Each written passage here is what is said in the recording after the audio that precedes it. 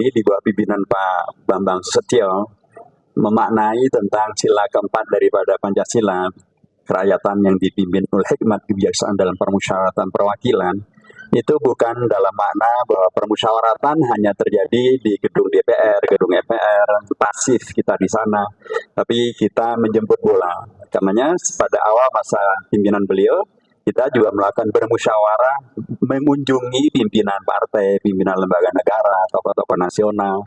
Sekarang juga demikian, ketika kami akan menyelesaikan masa jabatan, saya sebagai ketua MPR, beliau ketua MPR-nya, maka kami juga melakukan hal yang sejenis. Kita ingin menyerap aspirasi untuk kami sampaikan pada MPR yang akan datang, sekaligus mendapatkan beragam masukan. Tadi juga kegiatan ini bertemu juga dengan selain pimpinan partai, juga pimpinan atau ketua MPR pada masanya masing-masing. Sudah dengan Pak Amin Rais, sudah dengan Pak Sidarto Tano Subroto, sudah dengan Pak Zulkifli Hasan. Tadi dengan saya Ketua MPR tahun 2004-2009. Saya sampaikan catatan saya adalah bahwa Alhamdulillah kedaulatan rakyat memang sudah menjadi ketentuan konstitusi. Tetapi banyak hal yang penting untuk kita advokasi. Misalnya, pemilihan presiden dan pemilihan DPR yang dibarengkan itu sesungguhnya tidak sesuai dengan pasal 6 ayat 1 Undang-Undang Dasar. Karena di sana disebutkan bahwa calon presiden bakal diajukan partai politik peserta pada pemilu sebelumnya. Sehingga harusnya ini merujuk kepada apa yang terjadi tahun 2004-2009, di mana pemilihan legislatif dulu, baru setelah itu pemilihan presiden. Sebab sekarang ketika digabungkan pemilihan presiden dengan pemilihan legislatif, maka rakyat hampir tidak ada yang peduli secara penuh kepada pemilihan legislatif. Calon anggota dewan mereka siapa? Padahal yang akan mereka pilih adalah justru namanya wakil rakyat. Harusnya rakyat lebih peduli dengan para wakilnya. Tapi karena dibarengkan dengan pilpres, ya terjadilah semuanya menyatu kepada calon presiden. Jadi mestinya dalam rangka untuk menyelamatkan kedaulatan rakyat, itu dipertimbangkan ulang. Apa memang harus masih disatukan? Atau sebaliknya. Termasuk juga kedaulatan rakyat, terakhirnya bila ada sengketa, ujungnya ke Mahkamah Konstitusi.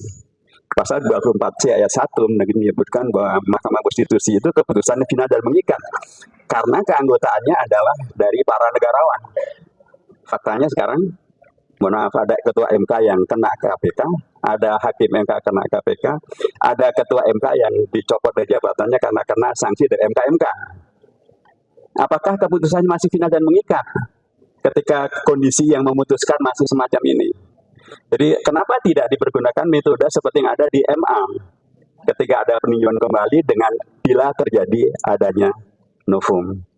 Nah ini juga bagian-bagian yang layak untuk kita perbincangkan. Yang terakhir terkait dengan musyawarah ini, saya sampaikan seringkali yang dikritik daripada Undang-Undang Dasar ini adalah tidak nyambung antara pembukaan dengan batang tubuh terkait dengan permusyawaratan, karena semuanya serba dipilih.